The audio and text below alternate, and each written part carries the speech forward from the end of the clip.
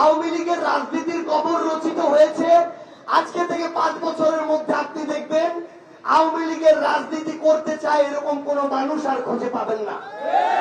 বিএনপির যারা আমাদের রাজনীতিবিদ আছেন, টকশো থেকে শুরু করে প্রত্যেকটা জায়গায় তারা সমালোচনা করে যে বিরোধী দল এবার নাকি খুব একটা শক্ত হয় নাই, বিরোধী দল নাকি সংসদে তাদেরকে ঠিক মতো মোকাবেলা করতে পারছে না।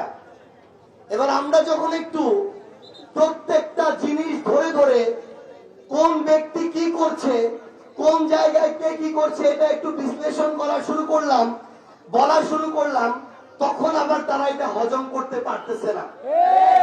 আমরা বিএনপিকে স্পষ্ট করে একটা কথা বলি, আওয়ামী লীগ তাদের সময় বিএনপির মতো বড় রাজনৈতিক দলকে রাজনীতি করতে দেয় নাই। 14, 18, 24-এর 3টা লুটপাটের নির্বাচনের পরে বিএনপিকে নিয়ে আমাদের সবারই এমন একটা মনে হচ্ছিল যে শেখ হাসিনার মরার আগে পর্যন্ত মনে হয় শেখ হাসিনা আর কাউকে রাজনীতি করতে দিবে না।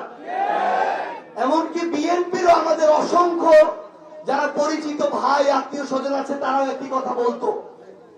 সন্দেহ তৈরি হয়েছিল আমাদের 23 অক্টোবরের 28 তারিখের যে বিএনপির বিশাল বড় মহাসমাবেশ, সেটা যখন সফল হলো না, বিএনপির মধ্যেও সন্দেহ তৈরি হয়েছিল যে আদৌ কি আমরা এই স্বৈরাচারকে হটাইতে পারবো কি পারবো না। তাহলে আওয়ামী লীগ গুরুত্বপূর্ণ রাজনৈতিক দলদের রাজনীতি করতে দেয় নাই, পোষা বিরোধী দল তৈরি করেছিল জাতীয় পার্টি, ঠিক কিনা? 2 বছর যেতে না যেতেই পোষা বিরোধী দলের কোন অস্তিত্ব নাই, আওয়ামী লীগের অস্তিত্ব এখন আইনগত ভাবে নাই, আগামীতে রাজনৈতিক ভাবেও থাকবে না ইনশাআল্লাহ। তাহলে একটা জিনিস চিন্তা করেন, যে স্বৈরাচার হয়ে উঠতে চেয়েছিল, সে যাকে ধ্বংস করতে চেয়েছিল সে ঠিকই আছে, কিন্তু যে স্বৈরাচার হয়ে উঠতে চেয়েছিল সে কিন্তু টিকে নাই।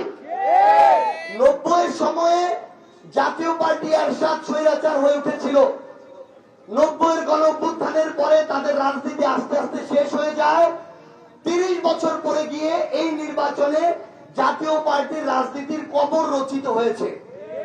একইভাবে 24-এর গণঅভ্যুত্থানে আওয়ামী লীগের রাজনীতির কবর রচিত হয়েছে। আজকে থেকে 5 বছরের মধ্যে আপনি দেখবেন আওয়ামী লীগের রাজনীতি করতে চায় এরকম কোন মানুষ আর খুঁজে পাবেন না, যেটা হচ্ছে পোস্টমর্টেম হয়ে যাবে ইনশাআল্লাহ। এখন বিএনপি তো 16-17 বছরের জুলুমের শিকার। বিএনপির এই সিলেটের ইলিয়াস আলী ভাই 12 সালে গুম হয়েছে, 14 বছর গিয়েছে, তার ফ্যামিলি তার মুখ দেখে নাই।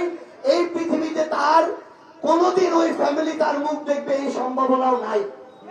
তাহলে যেই দল গুমের শিকার, খুনের শিকার, মিথ্যা মামলার শিকার, হামলার শিকার, যেই দল 17 বছর জুলুমের শিকার, যেই দল আমার সাথে জুলাই একসাথে আন্দোলন করলো, সেই দল যদি নতুন করে স্বৈরাচার হয়ে উঠতে চায়, আমরা বলে দিচ্ছি আমরা সেই দলকে স্বৈরাচার হইতে দিব না।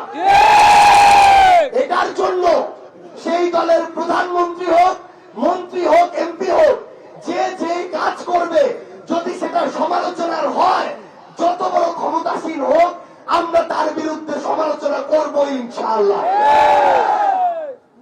একটা জিনিস, আমরা যেহেতু নিজেও নির্বাচন করেছি, এলাকায় নিয়মিত যাওয়া হয়, আমি আমার এলাকার অবজারভেশন বলি, বিএনপির যদি 100টা মানুষ থাকে, এই যে আমরা বলি ক্ষমতার অপব্যবহার, অফিসে অফিসে গিয়ে টেন্ডার নেওয়া, থানাকে নিজের মতো করে চালাইতে চাওয়া, হাসপাতালে ওষুধের টেন্ডার নেওয়া, খাবারের টেন্ডার নেওয়া, রাস্তাঘাটের কাজের যে ঠিকাদার তার থেকে চাঁদাবাজি করা, এই কাজগুলো 100 জনের মধ্যে সর্বোচ্চ 5 জন করে।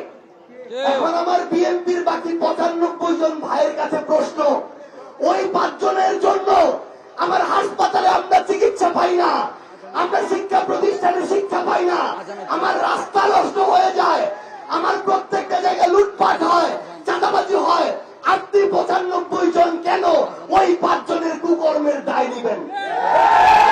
মনে রাখবেন, ভালো করে মনে রাখবেন, একটা সিস্টেম যদি নষ্ট হয়ে যায়, একটা শিক্ষা প্রতিষ্ঠানের মান যদি ধ্বংস হয়ে যায়, আপনি যদি বিএনপিও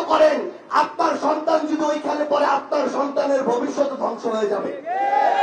সরকার তো বিএনপির জন্য আলাদা স্কুল বানায়নি যে ওইটার মান সবচেয়ে ভালো, ওইখানে খালি বিএনপির সন্তানরা পড়বে, এরকম আছে নাকি? তাহলে কেন মাত্র ৫-১০টা লোককে আপনারা এই লুটপাট করতে দিবেন?